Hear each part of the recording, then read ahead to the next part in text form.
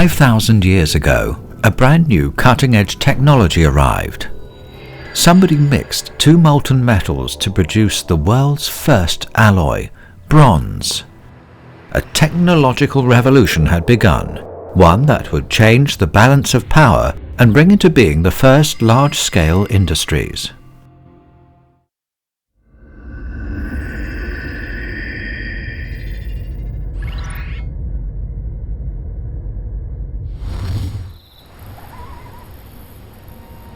A summer morning in 1973. Just another day for the two mine workers on duty at the northern pit of the Tonglu Mountain open-cast mine in Hubei.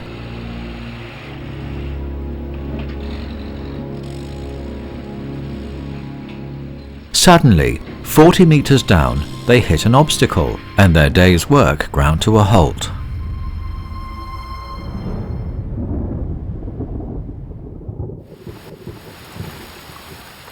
"40 years on, 80-year-old Zhu Shuchu still clearly remembers what they found that day.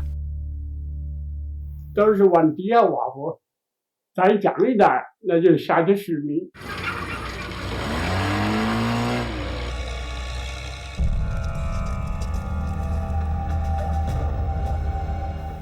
现在到30多度以后，就挖出好多木头来了。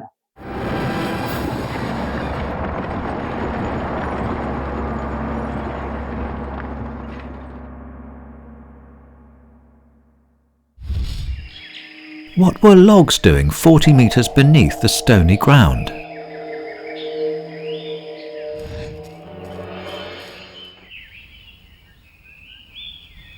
But strange as it was to find wood buried underground, it wasn't unprecedented. Villagers from the Tonglu Mountain area had found caches of buried timber like this before. 大进这树木之间挖出来以后呢，它这个颜色是欧的那个褐颜色。 What's more, Tonglu locals looked forward to finding them.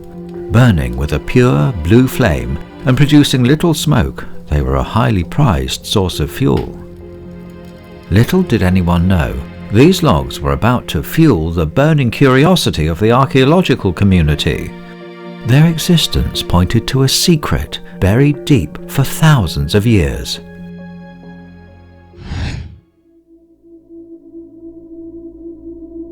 But what was this black wood? Was it ebony, a precious black hardwood, long regarded by the Chinese as having magical properties, or was it something more mundane?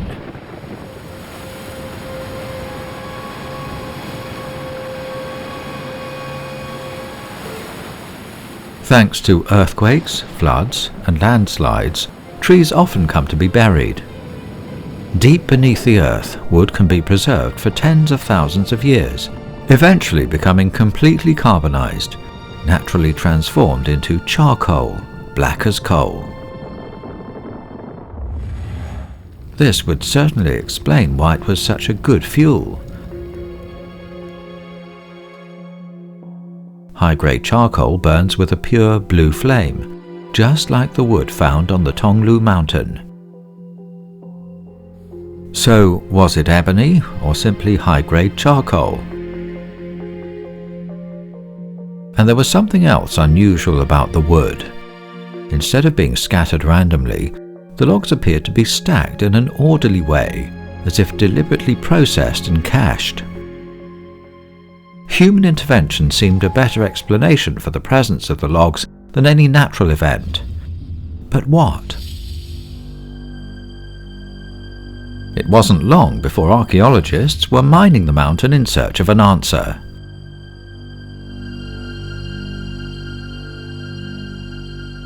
他们就第二天早上很快就赶过来了，赶过来之后呢，就告诉大家，这个呢无论如何不能破坏。 40 meters down, they made another amazing discovery.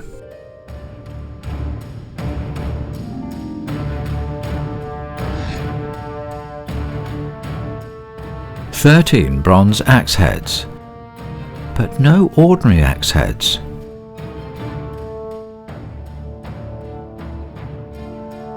with the biggest measuring half a metre across and weighing 16.3 kilograms, more than 3 times heavier than the biggest modern-day axe heads. They were real monsters. Wielding an axe like that would have required almost superhuman strength. Who made them, and why?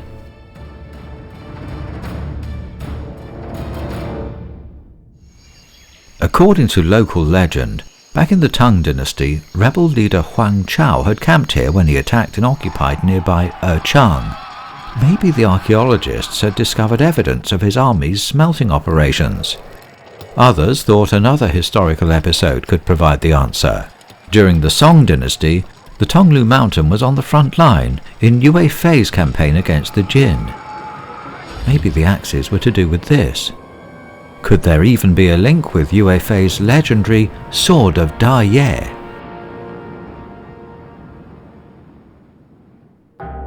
One by one, the bronze axes were packed up and sent to the Huangshe Museum. 他们就做了一个木盒子，寄到中国历史博物馆。没有几天呢，中国历史博物馆就发了一个电报来，宝石现场，随即我们派人来。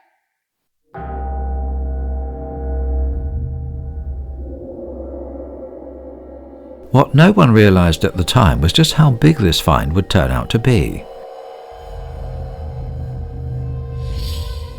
The world was about to learn that thousands of years ago, bronze was being produced here on an industrial scale.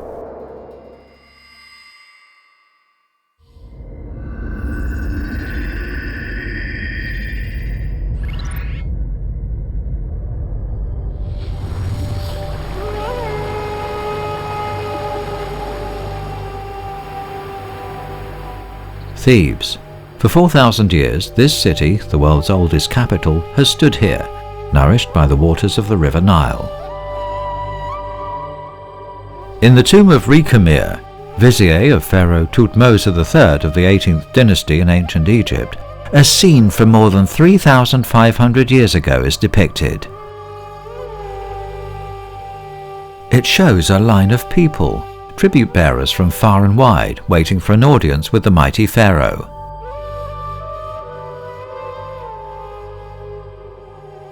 The scene is significant for many reasons, not least because it demonstrates that even at this early stage, a complex web of worldwide trade existed.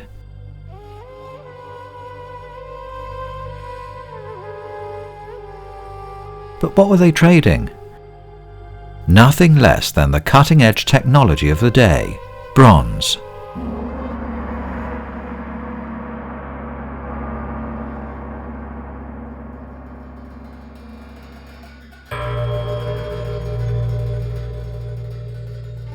Bronze is an alloy, not a pure metal.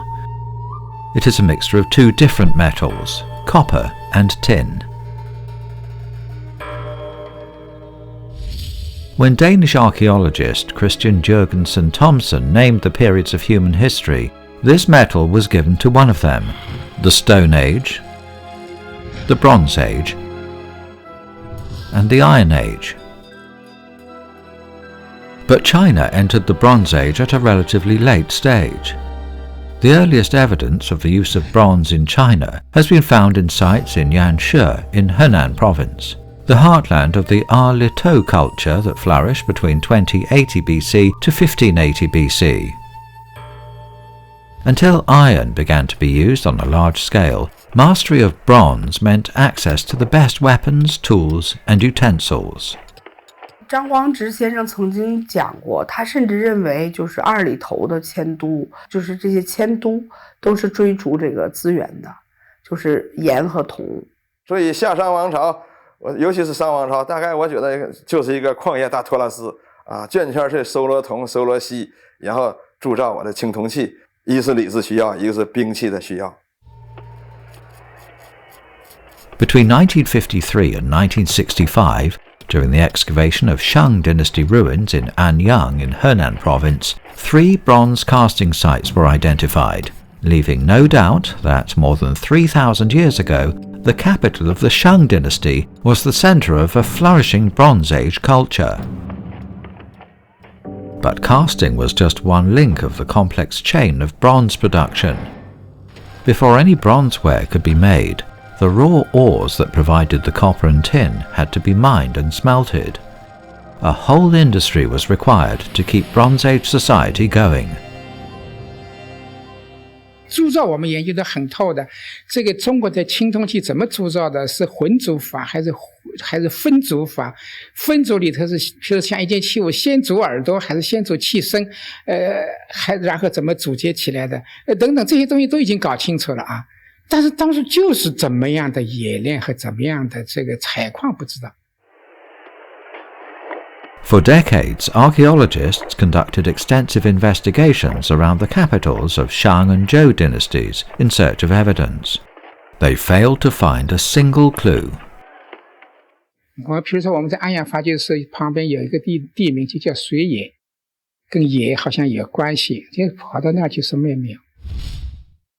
The absence of archaeological evidence for mining and smelting in China has prompted some to speculate on the existence of a bronze road.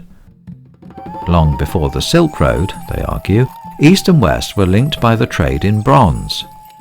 In time, the mining and smelting technology that allowed ancient China to make its own bronze arrived via this route.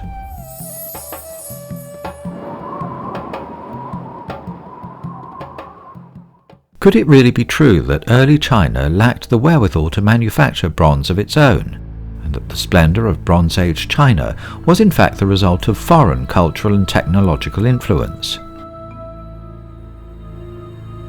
就是我们认为这个过程中间一定是受到了西亚甚至中亚这些地区的影响，什么路径我们还不知道，但是这个交流是双向的。 就是说，我们的技术呢，也有可能也影响了他们。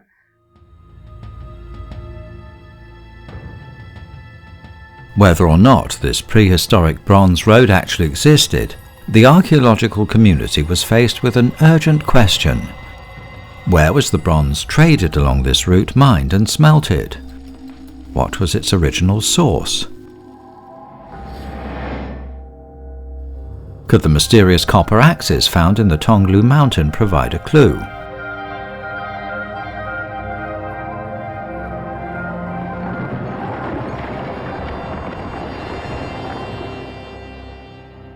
So what exactly were the relics found by the two workers in 1973? Could they cast any light on the source of the copper required to power China's glittering Bronze Age? What had researchers of the archaeologists revealed about the origin of the axes?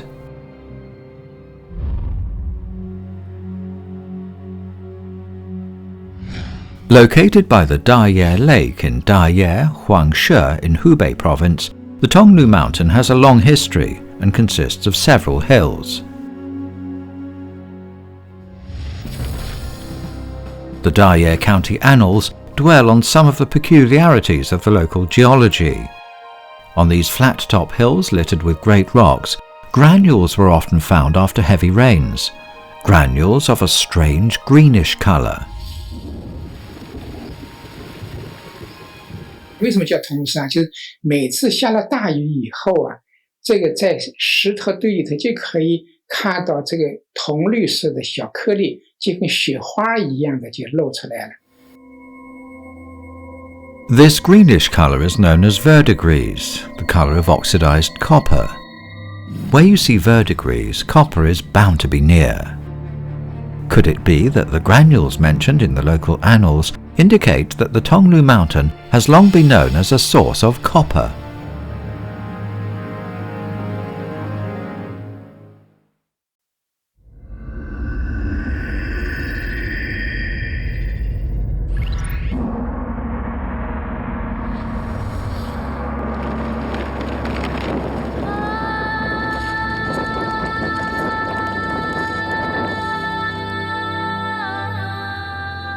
Shannan in southern Tibet is dotted with lakes and crisscrossed with rivers.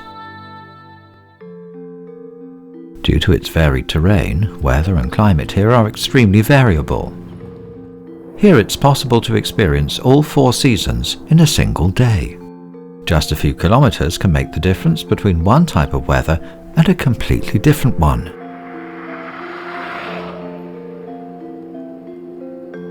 This geological diversity is reflected in the richness of its animal and plant resources. But these aren't the only gifts nature has bestowed. These rolling hills abound with valuable minerals.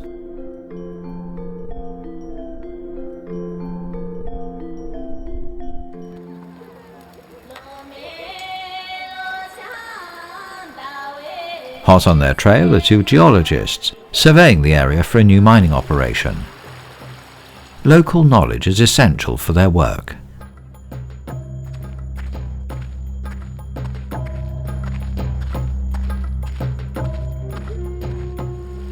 Guided by villagers, they follow the stream to an area long known by locals to be rich in copper silts washed down from the mountains.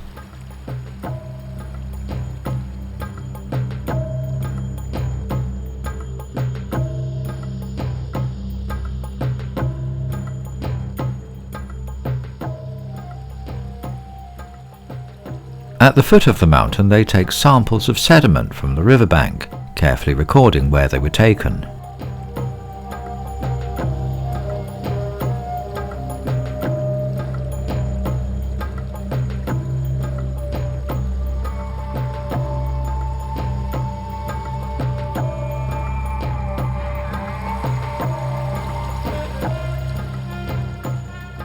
Back in the lab, these samples will undergo rigorous scientific analysis. Knowing precisely how much copper and other metallic elements each sample of sediment contains will enable them to identify the areas most likely to have veins of copper ore.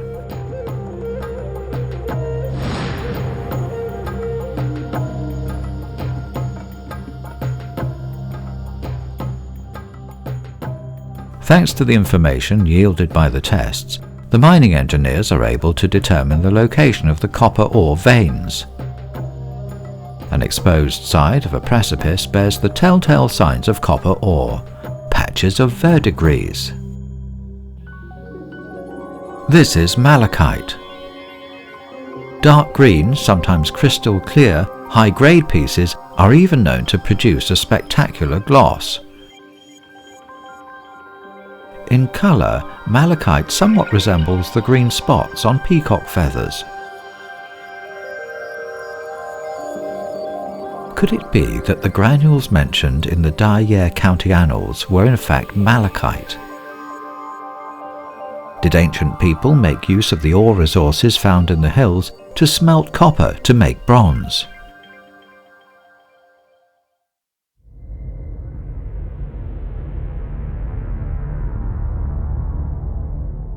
Planet Earth has existed for thousands of millions of years.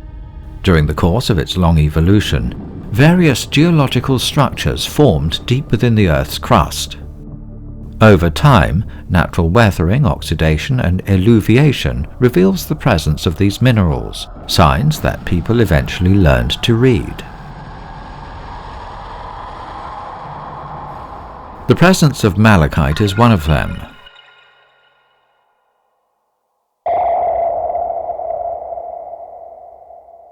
Where there's malachite, there's copper. Indeed, malachite is itself more than 50% pure copper and has long been regarded as one of the best raw materials for copper smelting. So it was that, thanks to malachite, the ancient Egyptians were mining for copper on the Sinai Peninsula as early as 4,000 years ago. Able to guide the way to fortune and prosperity, no wonder people attributed talismanic powers to malachite. It also played a prominent role in art. In St. Petersburg's Winter Palace in Russia, there is a whole room decorated with malachite. It also provided the blue and green pigments used in traditional Chinese painting.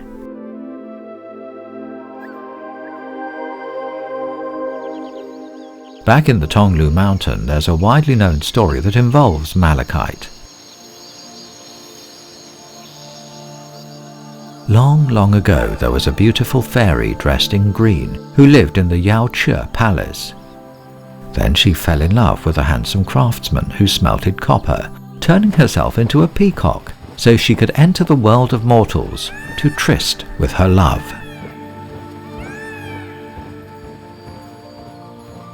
But when the Jade Emperor found out about her forbidden love affair, he was angered, transforming the fairy to stone and sending her to hell. The craftsman desperately dug into the ground in search of her. Digging until his hands were raw, all he could find was a lump of shiny green stone, the last trace on earth of the peacock green fairy. That's why Tonglu natives have a special name for malachite, peacock stone. And just like the craftsman in the story, many people have never ceased digging for it.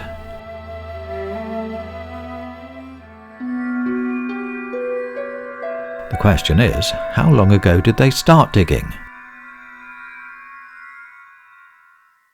当然，这个神话传说呢，这是一种美好的向往，反映了大冶的很早的时期，这个地方啊，它这个人类对矿场、对大冶的矿的认识是很早的。 The discovery of the bronze axes at the Daye site roused great excitement at the National History Museum. Several days later, an archaeological team arrived at the Tonglu Mountain. 我们对这玩意太陌生了，又没参考资料。涉及到问题全是新的啊，矿是怎么回事，地质结构是怎么回事，这就是跟当地的这些个工程师们请教。 The results of the preliminary exploration hinted at something nobody had ever discovered in China before, evidence of a Bronze Age copper mine.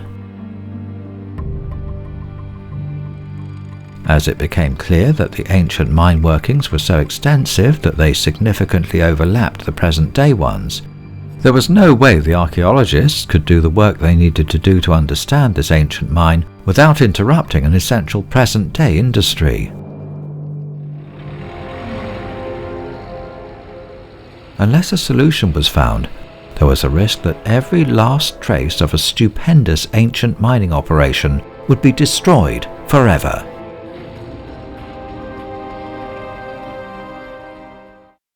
他们这个生产计划是硬指标的，是硬指标，你不能为我们久留，就是要我们赶快来做发掘工作。 Now, the only trace of the 8 years' work carried out by these archaeological sleuths is the State Council-approved museum dedicated to the ancient mine.